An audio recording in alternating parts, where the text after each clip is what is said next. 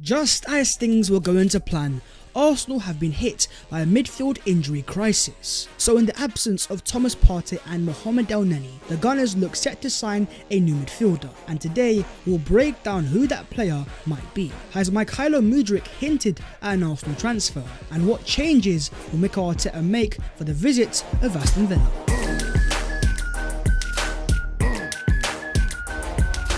Yo, what is going on guys? My name is Bavs14 and welcome back to your boys channel. I hope you are doing amazing as per, and don't forget to smash a like on this video if you enjoy the content, and also subscribe if you are new, as the Team 14 revolution closes into 150,000 subscribers. But starting off with Arsenal's latest transfer dilemma, because in terms of central midfield, Thomas Partey wasn't available for our last game via injury, and the latest that we have on that injury is from Charles Watts, who says the initial prognosis on Partey's injury is fairly positive, with the expectation that he could be back in a couple of weeks. However, he looks certain to miss at least the next couple of games, including the weekend's trip to Manchester United. So Thomas Partey is confirmed out for at least a few weeks, and the more worrying thing here is it's a thigh injury that's keeping him out, very similar to what saw him miss the end of last season. But in his absence against Fulham, up stepped Mohamed Elneny. But the breaking news from David Ornstein is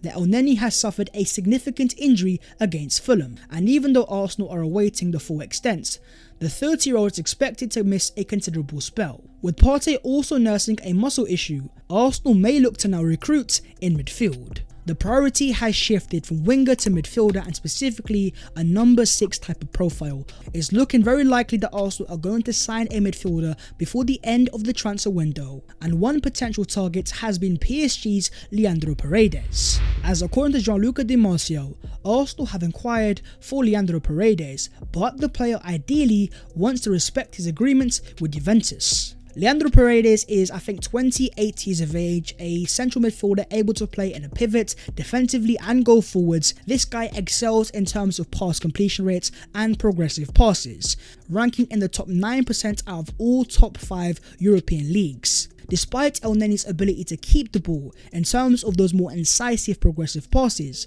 he's not quite on the same level as Partey, whereas in terms of Paredes, he's even better. But this transfer is not about the profile, this is about the fact that he already has an agreement with Juventus. And even though some reports have claimed that PSG prefer for the player to go to Arsenal over Juve, and the latest report says that Paredes is with the latest reports claiming that Paredes will arrive in Turin tomorrow to undergo medicals and sign a contract with Juventus until 2025. The transfer itself is a loan with a €20 million obligation to buy, and despite Arsenal's last-minute attempt to hijack the transfer, Paredes is going to Turin and it looks like he's off the table. But in terms of other targets, via the transfer checker, this afternoon Edu Gaspar held talks with the representatives of Palmeiras holding midfielder Danilo Oliveira and Shakhtar Donetsk winger Mykhaylo Mudryk, and also still in contact with the agents of Watford's João Pedro. The wide forwards we'll get onto, but more importantly the midfielder Danilo Oliveira, 21 years of age, the star boy of Brazil and Palmeiras. He is a player that Arsenal have held long-term interest in, and even according to reporter Callum Williams, Arsenal have inquired again for the player this morning, and this signing could speed up due to Elneny's injury. You see, the player himself has a lot of potential and so many fans rave about him. And this season he has played 40 games, scored 7 goals, 1 assist, has an 83% passing accuracy, a 62% long ball accuracy, 246 ball recoveries and 79 tackles. He is able to play as a number 6 but also as a number 8. The profile is one that is very exciting, and potentially there could be a sensational player here. But at the same time, a lot of reports have also claimed Palmeiras don't want to sell, and that is because as things stands they are in the semi-finals of the Copa Libertadores, which is essentially the South American Champions League. And with their season also ending in November, the reports are claiming they want to keep him until at least January.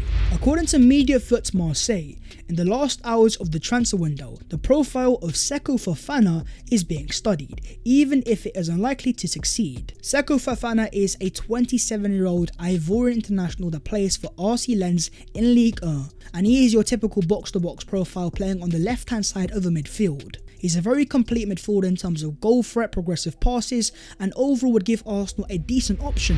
But as the same report says, on the side of Lens, they want to close the door on his departure, as they don't have enough time to find a replacement, and they would demand an offer greater than 30 million euros at least. If you look into Arsenal's transfer strategy and how they prefer to recruit younger players, then spending 30 million euros on a 27-year-old out of France doesn't quite match up. But in terms of midfielders, what about Youri Tielemans? Well, according to John Percy of The Telegraph, Brendan Rodgers has disclosed that Leicester's difficult financial situation and a 25% sell-on fee to Fofana's previous club will put a block to him making any major signings before deadline day. Leicester are in desperate need of new signings and recruitments, and despite getting up to £80 million for Wesley Fofana, Leicester don't have the best situation financially and they still need to sell more players. And in terms of the departures, the main man of course remaining is Youri Tielemans. The issue behind this transfer is the price tag, and Fabrizio Romano claims it's 35 to 40 million pounds. If that stays, Arsenal won't make a move, but if they change their stance and lower that price tag to 25-30 million pounds, then maybe Arsenal make a move. And I say maybe because with the injuries to Partey and Oneni, maybe signing more of a number 6 profile is a bigger priority than signing a number 8 like Youri Tielemans. My question to you guys is, if Arsenal could only sign one midfielder realistically before the end of this transfer window, who do you guys want for that player to be? Moving on to the wide forwards, and according to Sky Sports News, Arsenal are looking into the possibility of signing Cody Gakpo from PSV, with Southampton, Newcastle and Leeds all in the race to sign him. With Man United signing Anthony, Gakpo is still available on the market and still looking for a transfer. But in terms of Arsenal so far, despite of their obvious interest, they've not made any moves. The fact there is only 2 days left of the transfer window, PSV are only going to increase the price of their main man because they won't have enough time to replace him. Personally speaking, I just don't think Gakpo is high on the list of Arsenal-wide targets. According to David Ornstein, Arsenal had previously been focused on signing a wide forward, with Pedro Neto being the top target. Mykhaylo Mudryk is also among their candidates, but it is now thought financial considerations would make it difficult to buy both a winger and a midfielder in the coming days. The injuries have definitely changed Arsenal's transfer strategy, and they now can't spend as much money on a wide forward if they're going to sign one. So the likes of Pedro Neto that are costing upwards of £50 million become even more unrealistic. But in terms of Shakhtar's Mykhailo Mudryk, he's definitely one Arsenal could afford. And Ben Jacobs says that Arsenal and Shakhtar have started almost £10 million apart in the valuation during negotiations for Mykhailo Mudryk. Shakhtar ideally want £25 million, with a deal being very possible. The fact that we're even discussing price tags means that Arsenal have held some sort of discussions with Shakhtar over a potential transfer. You've also had Fabrizio Romano confirm that Arsenal have explored the situation with the player's agents. It looks like Arsenal are making their moves behind the scene. And in terms of the player himself, he has liked a transfer Instagram post about his possible move to Arsenal. You see, players are very clever nowadays. They see social media, they understand how important it plays. It is definitely a massive hint that he wants to transfer to Arsenal, and if the price tag becomes closer and Arsenal haven't agreed a fee, maybe the player takes this into his own hands and tries to force a transfer. Moving on to Arsenal versus Aston Villa. That is right, your gargantuan Premier League leaders are back in action in the Premier League against Steven Gerrard's Aston Villa, who are not in the best of form going into the game, having won 2 out of the last 5 and 1 out of the opening 4 league games. Whereas for Arsenal, it is a 10-game winning streak, having won their first 4 league games of the season, and are the only team in the league to have won their first 4 games. Last season, Arsenal actually did a double over Aston Villa, and right now Steven Gerrard is under massive pressure, and there are some shouts that his job might be on the line. So with that being the case, Villa are vulnerable, Arsenal are in form.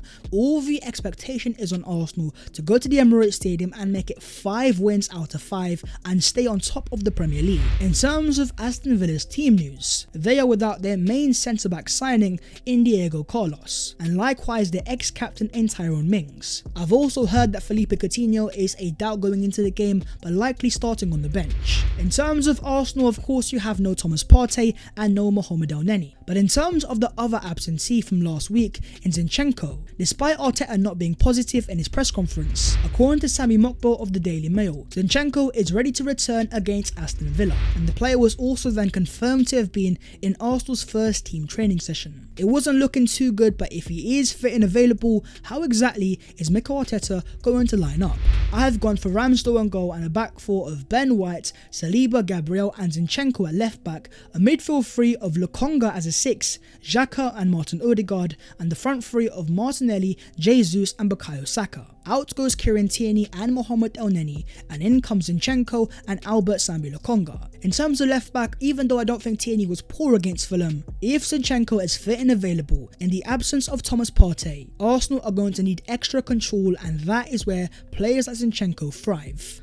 But as the number 6 and Sambi Lokonga, there are so many fans that have doubts if that is his best position. But at the same time, this tweet of seeing Sambi's appearances as a number 6 and the back fours. You have back fours and Mari starting, Chambers starting, Tavares starting, Xhaka at left back. We have very rarely seen Albert Sambi Lokonga playing as a number 6 with the security of Arsenal's best back four behind him. And now that we have elite ball players like Zinchenko and William Saliba, I think we are far better equipped in terms of dealing with injuries, and Sambi Lokonga is in a better environment to thrive as a number 6. There's also been some shouts to start Zinchenko in midfield, and with the massive game that we have on Sunday, there's quite a few Arsenal fans that are also saying it might be time for Arteta to rotate and give a start to Eddie Nketiah. And that being said, if you were the Arsenal manager, let's talk down below in the comments and let me know what would be your starting 11 against Aston Villa. Moving on to the other Arsenal news today, and starting off with the departure of Hector Bellerin, as according to Gerard Romero, Hector Bellerin and Barcelona is now in the final stages. It is a bit of a surprise because initially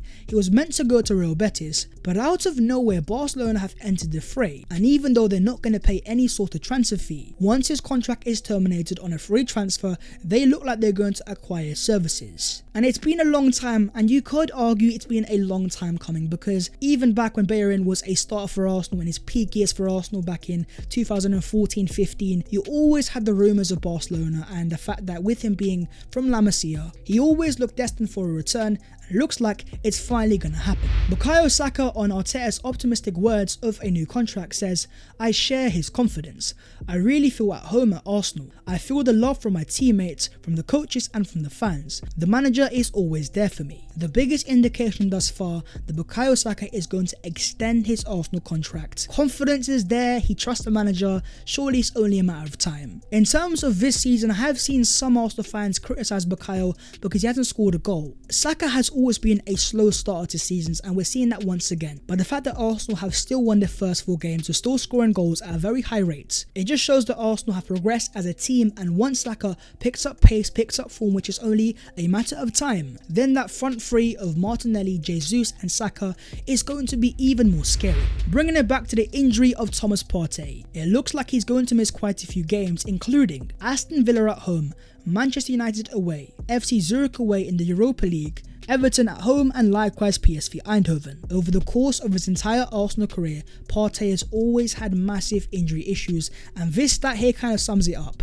He's only ever started 58% of Premier League matches since joining the club. There remains a massive question over the reliability of Partey, and going into the future, I just think it's maybe time that we sign a competitive backup. Someone that can rotate, someone for the long term, and someone that can stay fit. This window for Arsenal has been decent in terms of signing players and improving the first team, but I think at the end of the window, looking at the other rival teams like Chelsea and Spurs and United, they aren't that strong, and for Arsenal this could be a major opportunity that if they are proactive and sign a couple more top players. Tactically, I think we're there, so if we can secure the squad on top of that, then maybe, just maybe, we can do massive things this season. But anyways, that's the video there, so hopefully you guys have enjoyed, and if you have, don't forget to smash a like and subscribe if you are new. If you want to follow your boy on all of his social medias, then the links are down below in the description. But that was today's episode of the Transfers FC, and yes, we are soon approaching the finale, but right now focus on Aston Villa, get the 3 points there, and then try transfer deadline day is around the corner. What's going to happen? We're going to have to wait and see. But until then, take care of yourselves and in a bit.